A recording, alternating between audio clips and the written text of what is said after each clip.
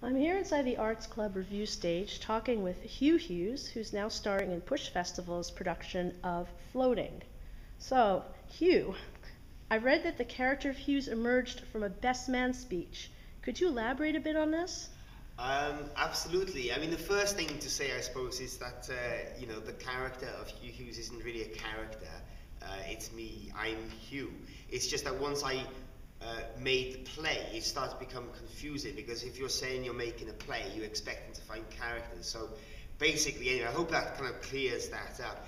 What happened was, about 6 or 7 years ago, I was asked by my friend to make a best man speech, and I discovered by writing the speech for him how much enjoyment there was in sharing personal stories about our friendship. And I also enjoyed the fact that it was very clear and obvious to me why I was telling the stories and who I was telling the stories to. And so then I suppose the idea of making a theatre show became more tangible somehow, because until I made this show Floating, I'd never made one.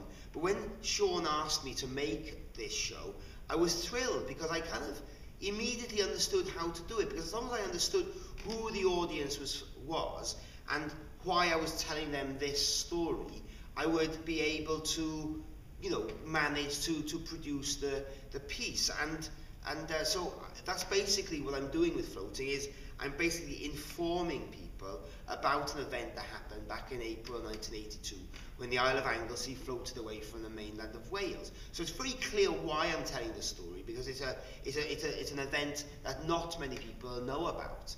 And I know who they are. I mean, they're people who have come to listen to the story, who are interested in the information. So it's very clear, really.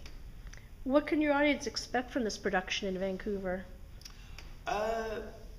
When you talk about what an audience expects and then what an audience actually gets, I suppose there, in that formula there, in that equation lies, the whole idea of coming to the theatre in the first place, as in, you'd never quite know what you're going to get. And when you purchase the ticket, I suppose the idea is that you're kind of throwing, some kind of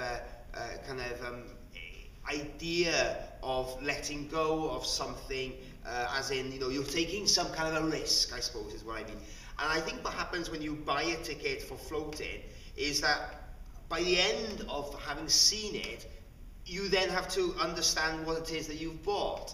And what you've bought is an experience we hope that you won't really get anywhere else, because what we do is we work very much in the room, in the space of the theatre. We're working directly with the audience. Every show is significantly different from the other.